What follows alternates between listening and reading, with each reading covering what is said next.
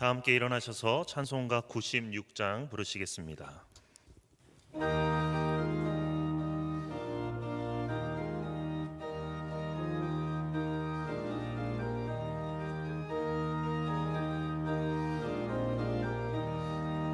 예수님은 누구신가? 우는 자의 위로와 없는 자의 풍성이며 전한 자의 높음과 잡힌 자의 노임되고 우리 기쁨 되시네. 예수님은 누구신가? 약한 자의 강함과 눈먼 자의 빛이시며 병든 자의 고침과 죽은 자의 부활되고 우리 생명 되시네. 예수님은 누구신가? 주한 자의 성함과 죽은 자의 생명이며 죄인들의 중보와 멸망 자의 구원되고 우리 평화 되시기네. 예수님은 누구신가? 온 교회의 머리와 온 세상의 구주시며 모든 왕의 왕이요 심판하시 주님 되고 우리 영광 되시네. 오라, 우리가 굽혀 경배하며 우리를 지신 여호와 앞에 무릎을 꿇자. 그는 우리의 하나님이시오 우리는 그가 기르시는 백성이며 그의 손이 돌보시는 양이기 때문이라.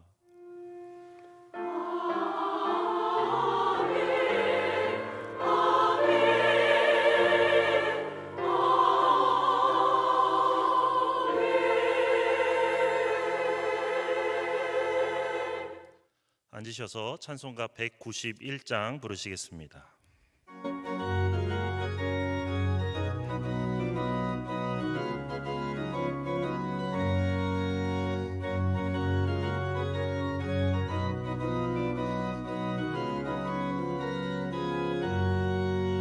내가 매일 기쁘게 순례의 길 행함은 주의 팔이 나를 안보함이요.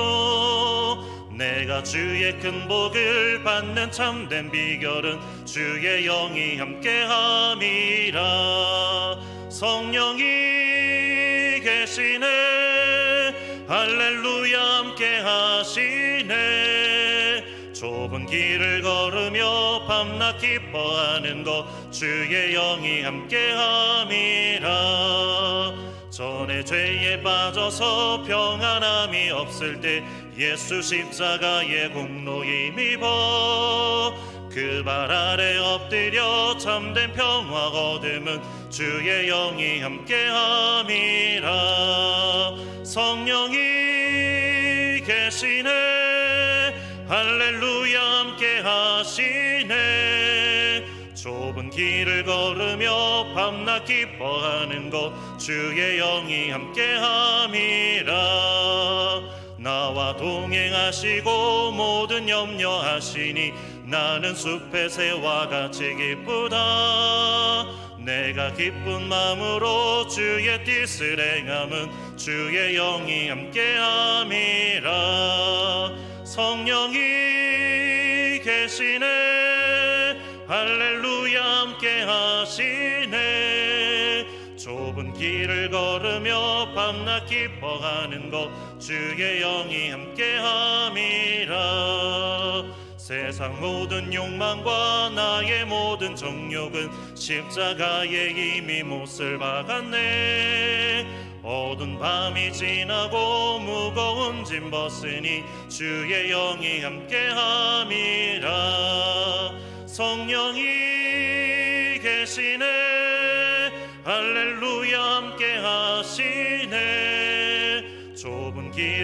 걸으며 밤낮 기뻐하는 것 주의 영이 함께함이라. 양일한 집사님께서 기도하시겠습니다. 하나님 아버지, 은혜의 감사를 드립니다. 오늘 하루도 허락하시고 언제나 하나님 사랑 안에 거하시며 안전한 주님의 품 안에 품어주시고 예배드리게 하심을 감사드립니다. 코로나19와 한파로 인해 한자리가 아닌 각각의 처소에서 예배를 드리지만 우리 마음 중심에 거하시며 딴 길로 가지 않게 도와주심도 감사드립니다. 자비와 긍휼이 무궁하신 하나님, 코로나19로 많은 사람들이 아픔을 겪고 있습니다. 주님의 전능하신 치유의 능력으로 자비를 베푸사 코로나19를 물러가게 하여 주시고 아픔을 겪는 분들과 현장에서 환자를 돌보는 의료인들을 긍휼히 여기시어 다시 평안하고 활기가 넘치는 시간들로 채워주시옵소서. 하나님, 슬픔과 고통 가운데 있는 심령들이 있습니다. 그들에게 위로와 안식을 허락하여 주시고 날마다 주님께 더 가까이 주님을 사랑할 수 있도록 인도하여 주시옵소서. 이 또한 지나가리라라는 말처럼 굳건히 자기 자리에서 맡은 바 소임을 해낸다면 이 힘들고 지루한 시간도 지나고 우리가 누렸던 행복한 일상을 다시 누릴 수 있다는 믿음을 저에게 심어주시옵소서. 주님의 크신 능력으로 저희를 강건케 하시며 주님의 사랑 안에 거하게 하여 주시옵고 능력과 힘을 주시고 지혜와 명철 또한 허락하여 주시옵소서. 하나님이 사랑하시고 성도들의 존경을 받으시는 원로 목사님의 건강을 회복하게 하심을 감사드립니다. 원로 목사님과 사모님의 앞으로의 시간도 함께 동행하여 주시고 영과 육의 건강을 허락하여 주시옵소서. 또한 항상 교회와 성도들을 위해 기도하며 자기의 모든 것을 내어주시는 담임 목사님을 기억하시고 건강과 그의 사역의 길을 훤히 밝혀주시옵소서. 함께 하시는 부교역자님들께도 같은 은혜 베풀어 주시옵길 원하옵니다. 단에 세우신 강재성 목사님의 귀한 말씀을 듣습니다. 준비하신 말씀 성령으로 덧입혀 주시고 풍성한 은혜 받게 도와주시옵소서.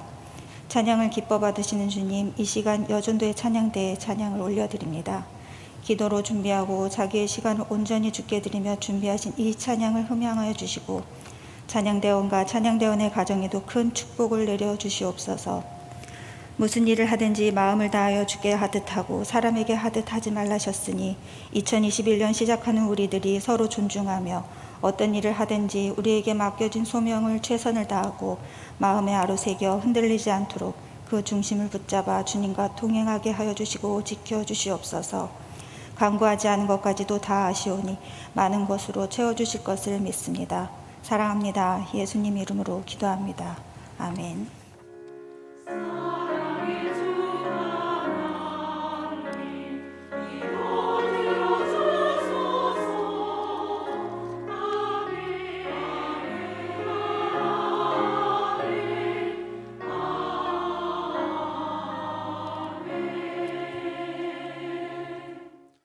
찬송가 400장 부르시겠습니다.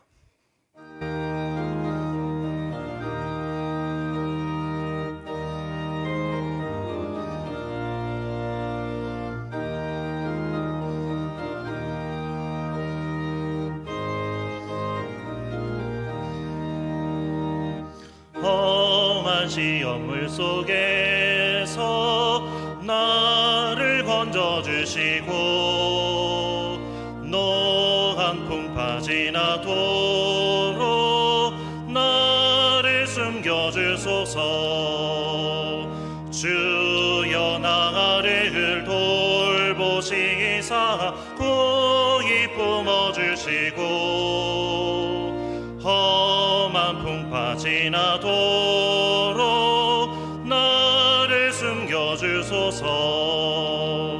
권세 능력 무한하사 모든 시험 이기고 풍랑까지 다스리는 주님 앞에 비오니 주여 나를 돌보시사 고이 품어주시고 험한 풍파 지나도록 나를 숨겨주소서. 죄악 길에 빠진 이 몸 캄캄한 데 헤매며 나의 해원 들으소서 내 주여. 주여 나를 돌보시기사 고이 품어주시고 험한 풍파 지나도록 나를 숨겨주소서.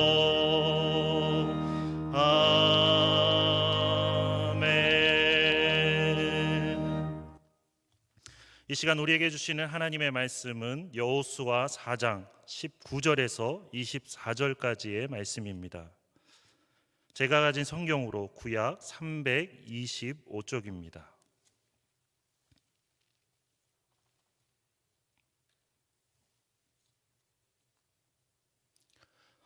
여호수아 4장 19절에서 24절까지의 말씀을 한 절씩 교독하겠습니다. 첫째 달 10일에 백성이 요단에서 올라와 여리고 동쪽 경계 길갈에 진침해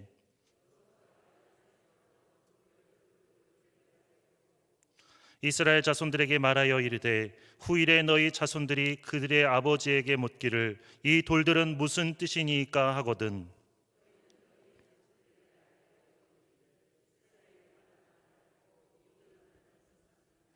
너희의 하나님 여호와께서 요단물을 너희 앞에서 마르게 하사 너희를 건너게 하신 것이 너희의 하나님 여호와께서 우리 앞에 홍해를 말리시고 우리를 건너게 하심과 같았나니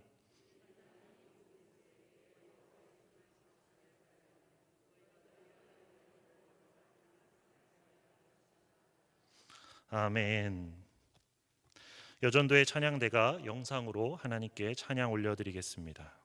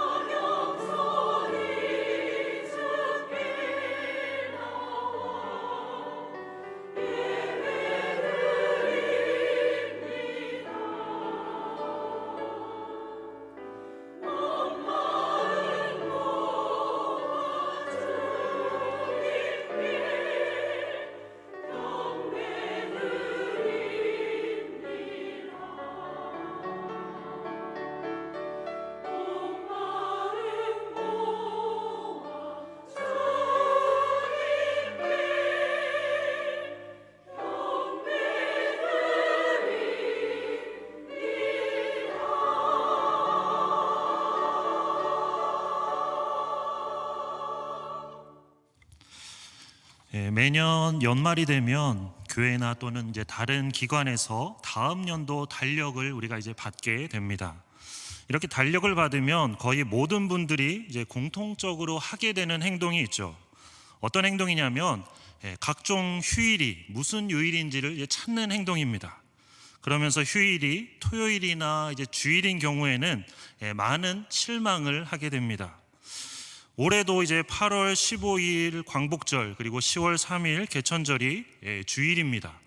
그리고 10월 9일 한글날과 12월 25일 성탄절이 토요일이어서 아마 달력을 보면서 많이 안타까워하시는 분들이 계시리라 생각을 합니다. 그런가 하면 이제 지난 추석처럼 이렇게 추석과 개천절 주일이 이렇게 쭉 연결이 돼서 한 5일간의 긴 연휴가 있게 되면 그날을 이제 기다리는 것만으로도 참 행복해지기도 합니다. 물론 올해는 이제 설과 추석이 4일 연휴밖에는 안 돼서 5일 이상의 연휴는 없습니다. 하지만 조금만 이제 기다리시면 됩니다. 조금만 기다리시면 이렇게 화면에 보시는 것처럼 이렇게 엄청난 황금 연휴가 우리를 기다리고 있습니다. 요즘은 주일 5일 근무죠. 그래서 4일 토요일에 쉬고 또 8일 수요일에 이제 연차나 월차를 쓰면 자그마치 7일을 연속으로 쉴 수 있는 그런 엄청난 황금 연휴가 이제 4년만 기다리면 2025년에 옵니다. 생각만 해도 기쁘지 않으신가요? 그런데 사실 이 휴일들은 그냥 쉬는 것만을 위해서 정해놓은 날들이 아니죠. 회사가 쉬고 학교가 쉬고 그러다 보니 우리가 흔히 휴일이라고 부르지만 사실은 이제 기념일이라는 말이 더 정확한 표현입니다. 방금 달력에서 보신 것처럼 10월 3일은 고조선 건국을 기념하는 날이고 또 10월 9일은 세종대왕의 한글 창제를 기념하는 날입니다. 이렇게 역사적인 사건을 우리가 기억하고 기념하기 위해서 휴일로 지정하면서 기념을 하는 거죠. 우리는 한국인이기 때문에 이런 날들을 우리가 기억하고 기념하는 것이 중요합니다. 그런데 우리는 또 한국인인 동시에 또 신앙인이기도 하기 때문에 신앙 안에서도 역시 우리가 기억하고 기념해야 될 것들이 있습니다. 오늘 본문 말씀이 그렇게 기억하고 기념해야 될 것들에 대해서 우리에게 말씀을 해주고 있는데 무엇을 기억하고 무엇을 기념하라고 말씀하고 있냐면 길갈에 세운 12돌 그 돌들을 통해서 하나님께서 행하신 놀라운 사건을 우리로 하여금 기억하고 기념하라고 말씀하고 있습니다. 그리고 그 사건은 오늘 본문에 나온 것처럼 바로 요단강을 건넌 사건입니다. 강을 건너는 방법에는 이제 여러 가지가 있죠. 옛날에 가장 흔히 사용했던 방법은 이제 배를 타고 건너는 방법이었습니다.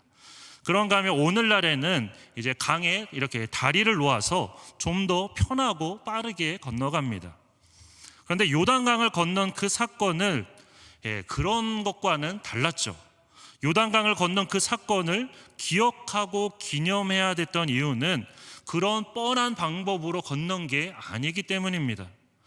이스라엘 백성들이 요단강을 건넜던 그 사건은 정말로 놀라운 기적적인 사건이었기 때문에 그것을 기억하고 기념하라고 말씀하신 것입니다. 요단강의 이제 평균 넓이는 한 30m 정도 됩니다. 그리고 깊이는 이제 1m에서 3m 정도 됩니다. 그래서 강치고는 뭐 그렇게 넓은 강도 아니고 또 깊은 강도 아닙니다. 하지만 여호수아서 3장 15절 말씀처럼 곡식을 거두는 시기에는 또 상황이 달라집니다. 물의 양이 이렇게 막 수십 배로 늘어나면서 그 평균 30m 정도 하던 그 넓이가 자그마치 1.6km까지 늘어납니다. 게다가 요단강의 물은 갈릴리 호수에서 시작해서 이제 사해로 흘러가는데 문제는 이제 그 낙차가 너무 크다는 겁니다. 갈릴리 호수와 사해의 그 높이 차이가 200m가 됩니다. 이렇게 요단강은 200m의 큰 낙차가 있기 때문에 물의 흐름이 아주 빠릅니다. 그래서 곡식을 거두는 시기에는 물의 양이 수십 배로 늘어날 뿐만 아니라 물이 너무나 빠르게 흐르다 보니까 강 여기저기에 막 급류와 소용돌이가 생겨서 이때 요단강을 건넌다는 것은 거의 자살 행위나 마찬가지입니다. 그런데 그런 시기에 이스라엘 백성들은 요단강을 건넜습니다. 그것도 다른 방법이 아니라 바로 걸어서 건너갔습니다. 그 넘치는 요단강의 물을, 그렇게 빠르게 흐르는 그 요단강의 물을 하나님께서 막으셨기 때문에 안전하게 걸어서 건널 수 있었습니다. 그래서 요단강을 건넌 이 사건은 이스라엘 백성들에게 있어서 홍해를 건넌 그 사건과 마찬가지로 평생 잊지 못할 놀라운 기적의 사건이었습니다. 하나님께서는 이 놀라운 사건이 당시 이스라엘 백성들에게서만이 아니라 그들의 자녀와 그들의 후손들에게도 계속해서 전해지면서 모두에게 기억되기를 원하셨습니다. 그래서 여호수아서 4장 2절 말씀처럼 요단강에서 그 12돌을 가져다가 길갈에 세우라고 말씀하셨습니다.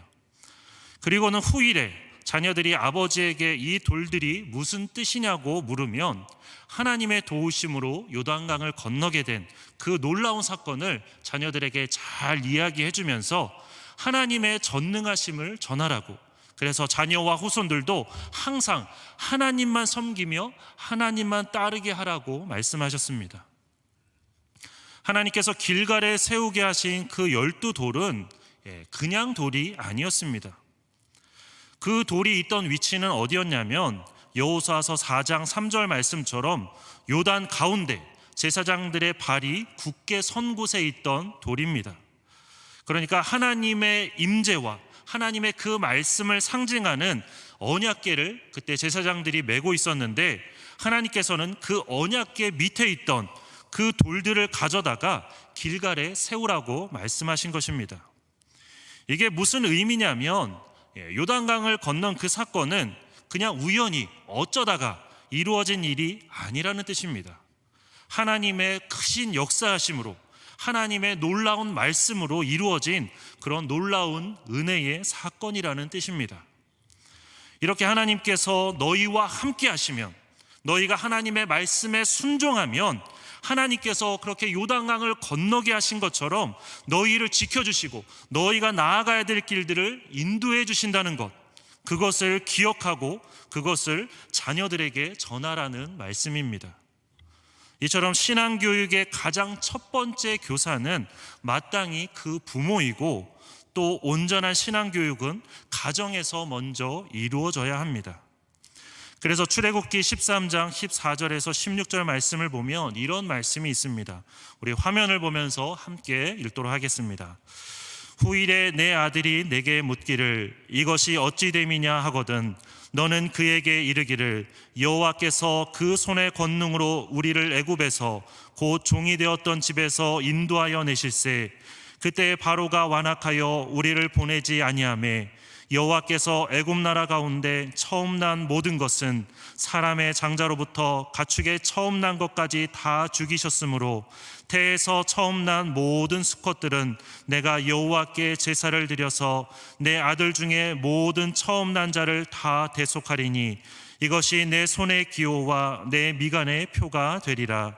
이는 여호와께서 그 손의 권능으로 우리를 애굽에서 인도하여 내셨음이니라 할지니라.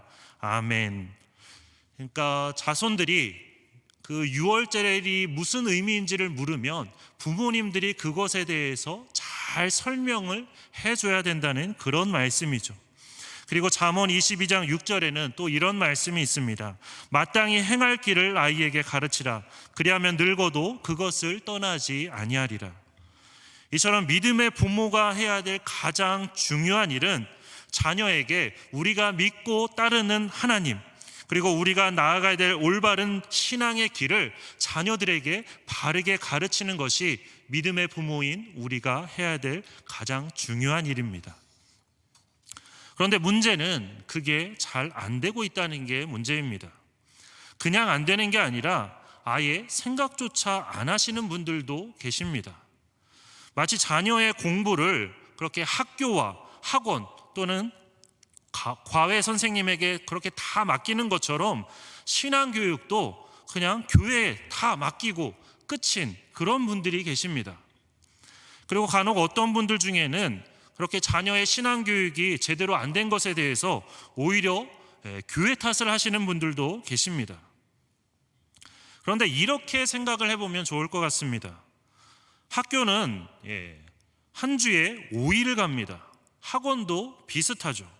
또 과외 같은 경우도 한 주에 최소 3번 이상은 합니다. 반면에 교회 학교는 한 주일에 주일 하루만 모입니다. 그것도 주일에 모였을 때 5, 6시간 정도 모이는 것이 아니라 딱 1시간 모입니다. 그런데도 자녀의 신앙교육을 교회에다가만 다 맡긴다면 과연 이게 말이 되는 걸까요? 물론 그 짧은 시간에도 변화가 일어나기도 합니다. 하지만 그건 극히 드문 경우죠. 때문에 하나님은 신명기 6장 4절에서 9절 말씀을 통해 이렇게 말씀하셨습니다. 이스라엘아 들으라. 우리 하나님 여호와는 오직 유일한 여호와이시니 너는 마음을 다하고 뜻을 다하고 힘을 다하여 내 하나님 여호와를 사랑하라. 오늘 내가 내게 명하는 이 말씀을 너는 마음에 새기고 내 자녀에게 부지런히 가르치며 집에 앉았을 때에든지 길을 갈 때에든지 누워 있을 때에든지 일어날 때에든지 이 말씀을 강론할 것이며 너는 또 그것을 내 손목에 메어 기호를 삼으며 내 미간에 붙여 표로 삼고 또 내 집 문설주와 바깥문에 기록할지니라. 아멘.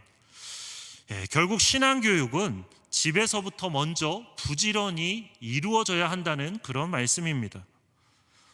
교회마다 이제 시험 기간이 되면 중등부와 고등부 주일 예배 출석률이 현저하게 이제 줄어듭니다. 그리고 고3이 되면 그동안에 잘 나오던 학생들도 교회에 오지 않는 경우가 많습니다. 아시는 것처럼 공부해야 된다고 이제 교회에 오질 않는 거죠. 그런데 사실 학생들 자신이 그렇게 결정하기보다는 주로 부모님들이 그렇게 하라고 시키는 경우가 태반입니다. 게다가 그 중에는 교회에서 항존직을 맡고 계신 부모님들도 계십니다. 왜 이런 현상이 일어나는 걸까요? 물론 자녀의 성공을 위해서 그러시는 거겠죠. 내 자녀가 잘 되고 성공하기를 바라는 마음으로 그렇게 하실 겁니다.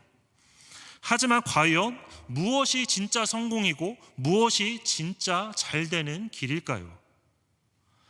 자녀가 좋은 대학에 가고 좋은 직장에 취직했지만 교회와 신앙은 멀리하는 것, 반대로 그저 그런 대학에 가고 그저 그런 직장에 취직했지만 신앙에 있어서는 누구보다도 더 열심히 하는 것, 무엇이 진정한 복이고 무엇이 진정한 인생의 성공일까요?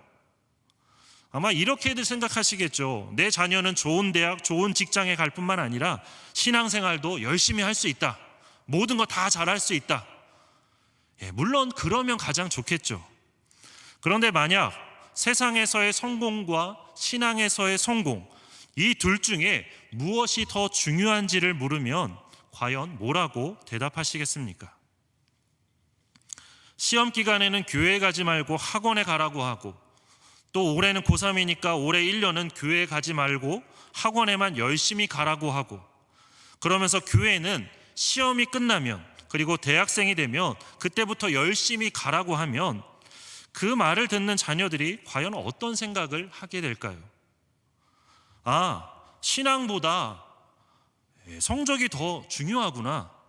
교회보다 좋은 대학 가는 게 더 중요하구나.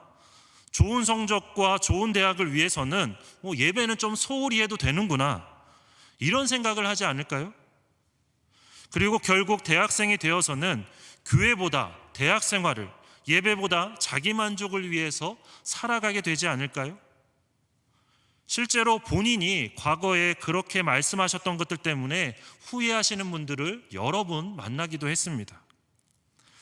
물론 자녀 걱정에 그런 말씀을 하셨겠죠.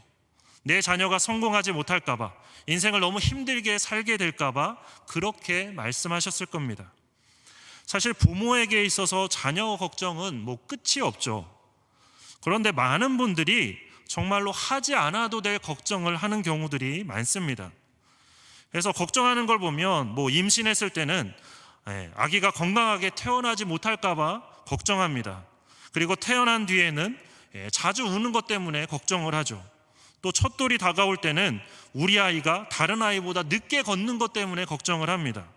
그리고 어린이집을 이제 보내기 전에는 왠지 우리 아이가 사회성이 부족할까 봐 걱정을 하죠.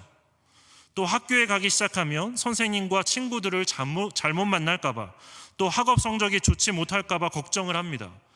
고등학생이 되면 좋은 대학에 가지 못할까 봐 걱정을 하고, 또 대학교를 졸업하면 끝일까요? 그렇지 않죠.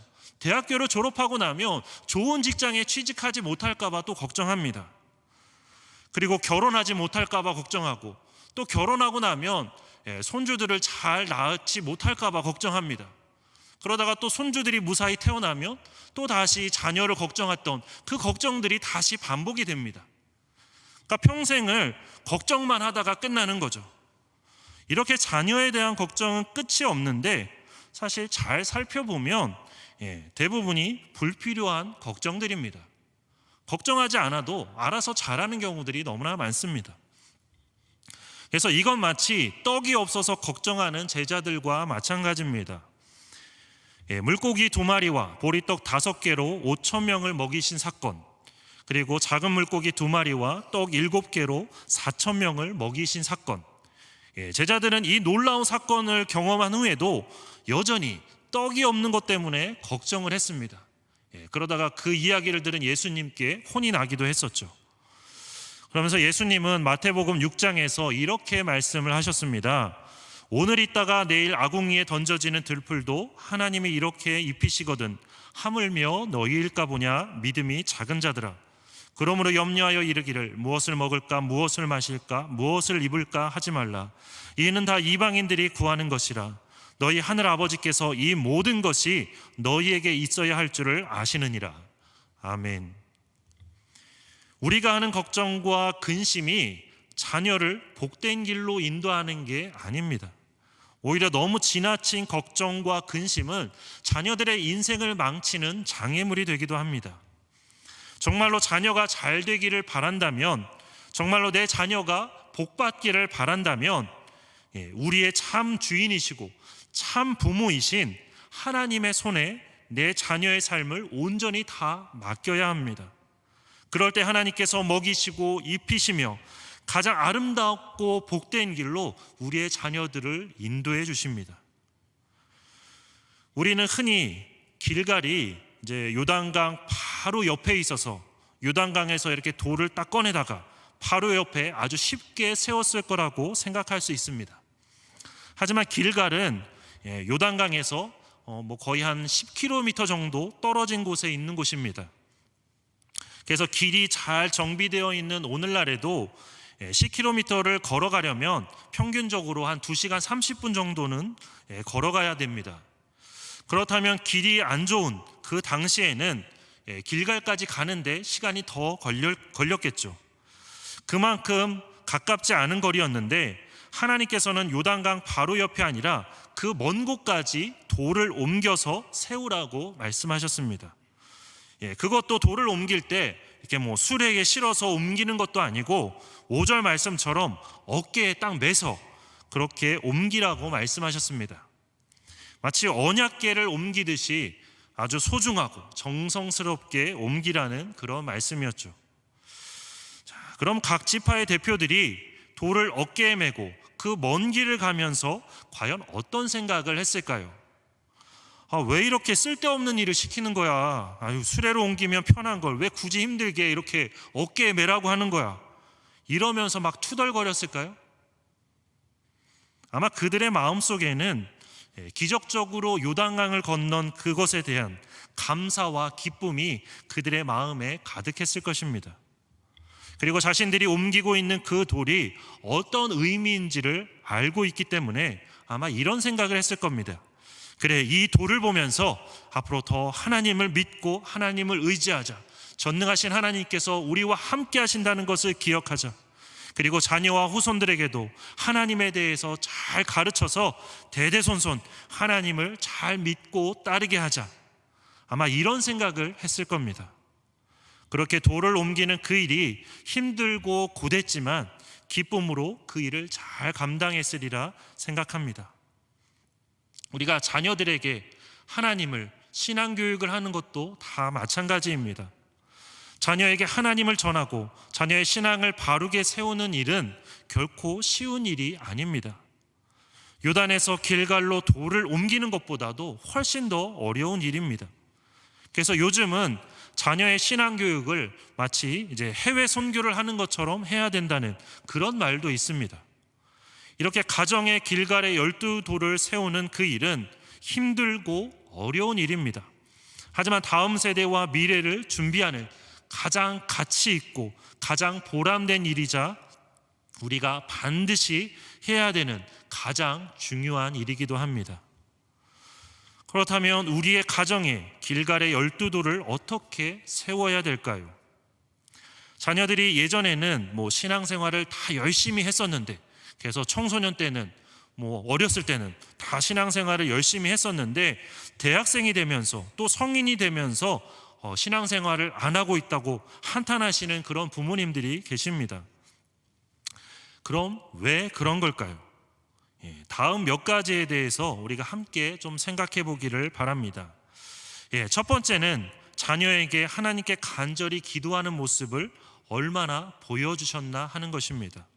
그리고 두 번째는 자녀와 함께 성경을 얼마나 읽으셨나 하는 것입니다.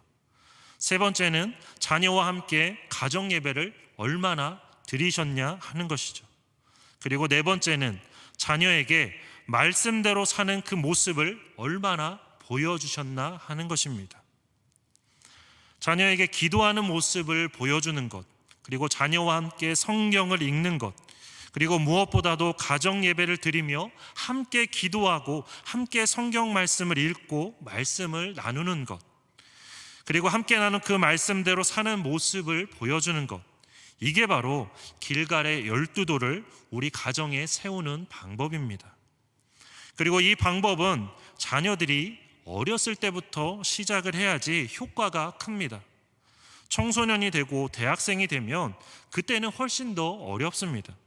하지만 중요한 건 그렇게 어렵다고 해서 아예 시도조차 하지 않는 것보다는 어렵더라도 계속해서 꾸준히 하려고 노력하는 것이 더 중요하다는 거죠. 그리고 한 가지 더 말씀을 드리자면, 신앙생활을 하시면서 아마 하나님의 은혜를 체험하신 경험들이 다 있으실 겁니다. 물론 그 체험이 요단강을 건넌 것과 같은 어떤 기적적인 체험은 아니더라도 나름대로 하나님의 은혜를 체험한 그런 경험들이 각자 다 있으실 거고 또 앞으로도 아마 계속 있게 되실 텐데, 그렇다면 은혜를 체험하신 후에 그냥 계시지 말고 그 은혜를 자녀들과 함께 나누시기 바랍니다. 특히 자녀들과 함께 기도한 기도 제목이 하나님의 응답을 받게 되면 어떻게 우리가 하나님께 기도했고 하나님께서 그 기도에 어떻게 응답을 해주셨는지를 자녀들과 꼭 함께 나누시기를 바랍니다. 그렇게 하는 게 길갈의 12돌을 더 굳게 세우는 방법입니다. 하나님께서 길갈의 12돌을 세우라고 명령하신 중요한 이유는 이스라엘 백성들이 이제 약속의 땅인 가나안 땅에 들어가서 살 때에 그냥 아무런 문제 없이 평안하게 살 수 있는 게 아니라 오히려 그곳에서 요단강보다도 더 큰 시련과 어려움들을 만날 수 있기 때문입니다. 그래서 그때 좌절하거나 절망하지 말고 오히려 길갈에 세워진 그 12돌을 보면서 요단강을 건너게 하신 전능하신 그 하나님, 지금도 살아계시고 우리와 함께 하시며 우리를 인도해 주시는 그 하나님을 믿고 의지하며 승리하게 하기 위해서 길갈의 12돌을 세우게 하신 것입니다. 이건 우리 가정도 마찬가지입니다. 우리 자녀들이 지금까지 겪어보지 못한 엄청난 시련과 고난을 겪게 됐을 때, 그리고 그것보다도 더 무서운 세속적인 유혹들이 우리 자녀들을 유혹하며 넘어뜨리려고 할 때, 그 모든 것을 물리쳐 이기고 승리하게 하기 위해서 하나님은 우리 각 가정에도 길갈의 12돌을 세우라고 말씀하고 계십니다. 돌아오는 주일은 가정 예배의 날입니다. 저녁 찬양 예배를 각 가정에서 가정 예배로 가족들과 함께 드리는 날인데, 부디 우리 천안중앙교회 모든 가정이 다 함께 가정 예배를 드리는 그런 복된 날이 되기를 바랍니다. 그리고 이 가정 예배가 계속 잘 이어져서 모든 가정이 길갈의 12돌을 굳건히 세우며 하나님이 보시기에 아름다운 가정을 이루어가는 그런 복된 한 해가 되시기를 바랍니다. 함께 기도하겠습니다. 사랑의 하나님, 오늘 말씀을 통해서 우리 각 가정에 길갈의 12돌을 세우고자 하는 그런 말씀을 허락하여 주시니 감사합니다. 하나님, 우리의 자녀들이 하나님 안에서 복받기를 원합니다. 하나님, 그러기 위해서는 우리가 먼저 부모로서 우리의 자녀들을 신앙 안에서 바르게 잘 이끌어줘야 될 줄 압니다. 하나님, 자녀들과 함께 말씀을 나누고 자녀들과 함께 기도하고 자녀들과 함께 예배를 드리면서 우리의 가정에 길갈의 12돌을 세워갈 수 있도록 인도하여 주시옵소서. 그래서 우리의 자녀들이 앞으로 어떤 환난과 어려움 속에서도 절망하고 좌절하지 않고 오히려 그 세워진 길갈의 12돌을 바라보며 주님 안에서 믿음으로 그 모든 것들을 이기며 승리하는 우리의 자녀들이 될 수 있도록 인도하여 주시옵소서. 부디 올 한 해가 그렇게 아름답게 길갈의 12돌을 세워가며 하나님 보시기에 아름다운 가정을 이루어가는 복된 한 해가 될 수 있도록 인도하여 주시옵소서. 감사드리며 예수 그리스도의 이름으로 기도드립니다. 아멘. 찬송가 556장 부르시겠습니다.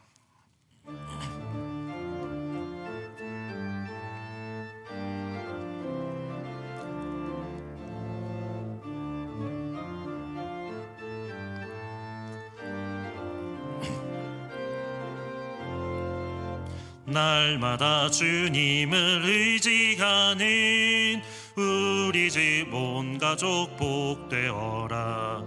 다 함께 모여서 찬양하니 하늘의 위로가 넘쳐나네. 할렐루야. 우리 가정 사랑과 행복의 한식처. 할렐루야. 우리 가정 주님만 모시고 살아가리. 아버지 어머니 사랑하고 형제와 자매들 우애하니 세상의 풍파가 밀려와도 주 사랑 안에서 두려움 없네. 할렐루야. 우리 가정 사랑과 행복의 한식처. 할렐루야. 우리 가정 주님만 모시고 살아가리. 말씀과 기도가 풍성하고 기쁨과 감사가 가득하니 하나님 우리 집 생각하사 대대로 복되게 하시도다. 할렐루야. 우리 가정 사랑과 행복의 한식처. 할렐루야.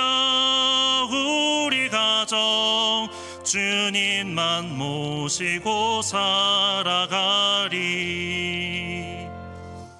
담임 목사님께서 교회 생활 말씀하시겠습니다.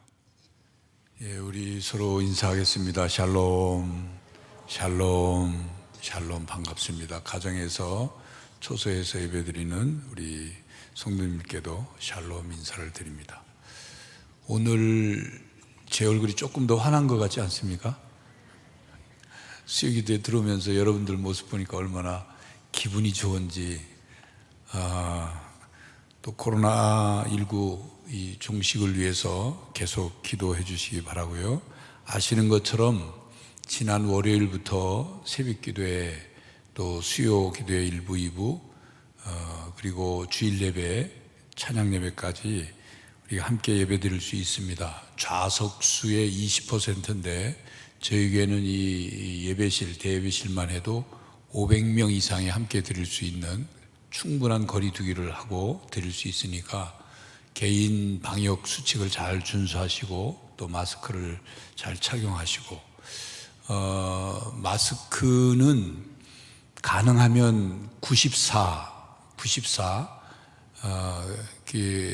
마스크를 착용하시는 것이 많이 안전하다고 합니다. 그러니까 이렇게 주의하셔서 예배에 참석하시면 크게 어려움이 없습니다. 위에서 계속 기도해 주시길 바라고요.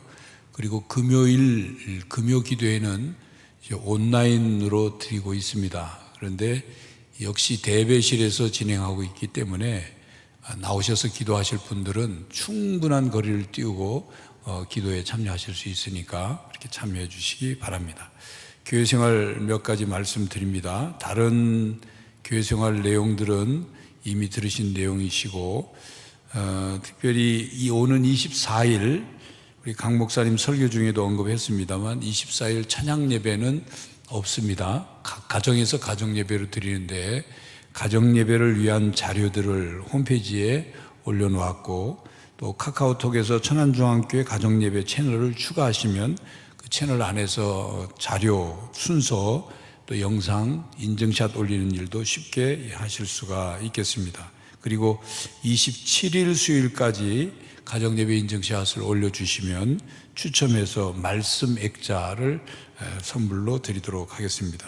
각 부서는 감사받은 장부를 사무실에서 찾아가 주시기를 바랍니다. 이상 말씀드립니다. 이 시간 우리 합심해서 함께 기도하도록 하겠습니다. 먼저 오늘 주신 말씀을 생각하며 함께 기도하겠습니다.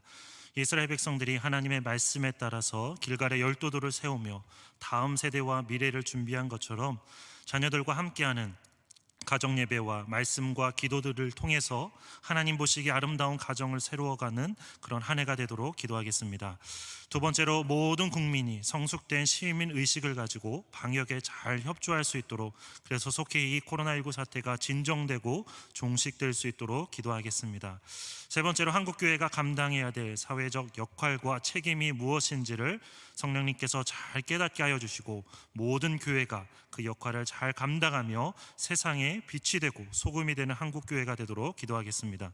이렇게 오늘 주신 말씀을 위해서, 그리고 성숙된 시민의식을 통한 코로나19의 진정과 종식을 위해, 그리고 한국교회가 감당해야 될 사회적 역할과 책임을 위해 다 함께 합심해서 함께 기도하겠습니다.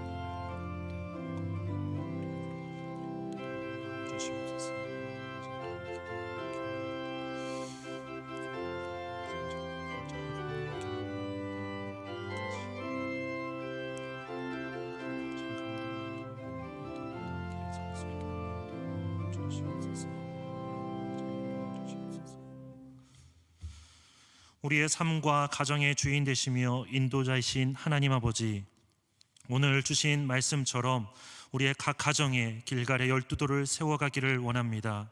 자녀들과 함께하는 기도와 자녀들과 함께하는 성경 묵상과 자녀들과 함께 드리는 가정 예배를 통해서 우리의 각 가정이 길갈의 12돌을 세워가며 하나님 보시기에 아름다운 가정으로 세워지는 귀하고 복된 한 해가 될 수 있도록 인도하여 주시옵소서.